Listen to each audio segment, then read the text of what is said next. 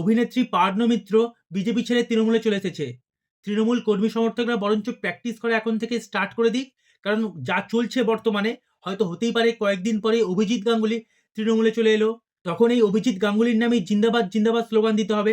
তাই আগে থাকতে বলছি তৃণমূল কর্মী সমর্থকদের, আপনারা বরঞ্চ অভিজিৎ গাঙ্গুলির নামে জিন্দাবাদ জিন্দাবাদ স্লোগান দেওয়াটা এখন থেকেই প্র্যাকটিস করে নিন। তাহলে কি বলুন তো, যখন আসবেন উনি তখন দিতে বেশ সুবিধাই হবে। আগে থাকতে প্র্যাকটিস থাকলে খেলাটা বেশ ভালো জমে। জানেনই তো ম্যাচের আগে প্র্যাকটিস ম্যাচ চলে, ভালো খেলাটা জমে বেশ। আগে থাকতে প্র্যাকটিস করুন, মেবি অভিজিৎ গাঙ্গুলিও সেই লাইনে আছে। ইয়ার কি করছি না, সত্যি হতে পারে। উনি যা যা বলে চলেছেন কয়েকদিন ধরেই, আপনাদের নিশ্চয়ই মনে আছে বেশ কয়েক মাস আগেই উনি বলেছিলেন যে ইডি সিবিআই এর সঙ্গে মমতা বন্দ্যোপাধ্যায়ের এবং অভিষেক বন্দ্যোপাধ্যায় এবং তৃণমূল কংগ্রেসের মানে একটা সেটিং হয়ে গেছে। উনি বলেছিলেন, উনি এটাও বলেছিলেন যে বিজেপির ওপর মহলের নেতা, মানে বুঝতেই পাচ্ছেন কাদের কথা বলছেন, মানে আমাদের অমিতজি, মানে অমিত শাহ, নরেন্দ্র মোদী, এদের সঙ্গে নাকি তৃণমূল কংগ্রেসের ওপর মহলের নেতা অর্থাৎ মমতা বন্দ্যোপাধ্যায়, অভিষেক বন্দ্যোপাধ্যায়, এদের একটা সিটিংস হয়ে গেছে। তাই সিবিআই ইডি কোনো কাজ করছে না বাংলায়, একের পর এক নেতারা যাচ্ছে জেলে আবার চলে আসছে। উনি এটা বলেছিলেন তো। উনি এর পরে আবার বেসুরো, কেন বেসুরো না, কয়েকদিন আগে উনি বঙ্গ টিভির সাংবাদিক রোজিনাকে একটি ইন্টারভিউ দিলেন এবং সেখানে তিনি কি বলছেন না, যে প্যাটিস বিক্রেতাকে মারা হয়েছিল সেটা ঠিক করেনি। অথচ আমরা দেখেছিলাম কি মুসলিম চিকেন প্যাটিস বিক্রেতাকে প্রচন্ড মার মেরেছিল, তার জিনিসপত্র ফেলে দিয়েছিল।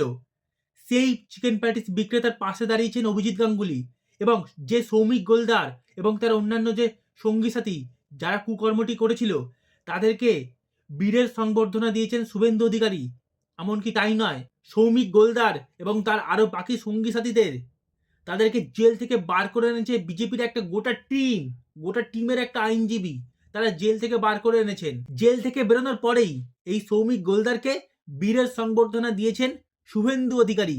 নামটা মনে রাখুন, শুভেন্দু অধিকারী দিয়েছেন। কোন শুভেন্দু অধিকারী? যে শুভেন্দু অধিকারী অভিজিৎ গাঙ্গুলিকে সেই মেদিনীপুরে নিয়ে গেছিল, মেদিনীপুরে দাঁড় করিয়ে লড়িয়ে উনি পার্লামেন্টে পাঠিয়েছেন অভিজিৎ গাঙ্গুলিকে। সেই অভিজিৎ গাঙ্গুলি যাকে বিজেপিতে নিয়ে গেছিল শুভেন্দু অধিকারী, যাকে একদম জিতিয়ে নিয়ে পার্লামেন্টে নিয়ে গেছে শুভেন্দু অধিকারী, যে শুভেন্দু অধিকারী সৌমিক গোলদারের পাশে দাঁড়িয়েছেন, সেই সৌমিক গোলদারের বিরুদ্ধে গিয়ে অভিজিৎ গাঙ্গুলি চিকেন প্যাটিস বিক্রেতার পাশে দাঁড়াচ্ছেন এমনি এমনি। ওনার যদি প্রতিবাদ করতেই হয়, ওনার যদি কণ্ঠটা একদম প্রতিবাদী কণ্ঠ হিসেবে উঠে আসে, তাহলে দেশে আরও অনেক ঘটনা ঘটছে। উনি তো সেই নিয়ে কিছু বলছেন না। উনি বাংলাদেশের দীপু দাস নিয়ে চুপ আছেন, উনি আরাবল্লী যে কেসটা চলছে বর্তমানে সেই নিয়ে চুপ, দিল্লিতে যে দূষণ হলো সেই নিয়ে উনি চুপ, কেরালায় যে মারা গেল একজন দলিত হিন্দু সেই নিয়ে উনি চুপ, আবার এই কুলদীপ সিং সেঙ্গার বিজেপি রাজ্যের একজন এমএলএ, বিজেপির এমএলএ ছিল একটা সময়ের, বিজেপি নেতা, তাকে ছেড়ে দেওয়া হলো, তার বেল দিয়ে দেওয়া হলো, সেই নিয়ে উনি চুপ। কিন্তু উনি বলছেন কি চিকেন প্যাটিস বিক্রেতাকে কেন মারা হয়েছে, এবং যে চিকেন প্যাটিস বিক্রেতাকে মারাটাকে সমর্থন করছেন শুভেন্দু অধিকারী। বকলমে অভিজিৎ গাঙ্গুলি কিন্তু শুভেন্দু অধিকারীর বিরোধিতা করছেন। কেন করছেন, কিসের জন্য? নিশ্চয়ই কোনো পার্সোনাল ইন্টারেস্ট আছেন। কেন, কি জন্য? তার মানে কি উনি বিজেপি ছাড়তে চলেছেন, নাকি শুভেন্দু অধিকারীর সঙ্গে অভিজিৎ গাঙ্গুলি বর্তমানে যে সম্পর্ক সেই সম্পর্ক তলানিতে গিয়ে ঠেকেছে? সেটাই কি আসল কারণ, নাকি রয়েছে অন্য কিছু কারণ? নাকি অভিজিৎ গাঙ্গুলি দল বিরোধী কথা বলে বা অন্য রকম একটু কথা বলে বিজেপি যেটা স্ট্যান্ড পয়েন্ট নয়, বিজেপির ওপর সারির নেতাদের যেটা স্ট্যান্ড পয়েন্ট নয় তার বিরুদ্ধে কথা বলে মুখ খুলে কি উনি প্রচারের আলোয় আসার চেষ্টা করছেন? কারণ এর আগেও উনি ঢাকি সমেত বিসর্জন দিয়ে দেব, তৃণমূল দলটাই উঠে যাবে, এইরকম অনেক কথা বলে উনি প্রচারের আলোয় আসতে চেয়েছিলেন। উনি ফেমটাকে একটু পছন্দ করেন।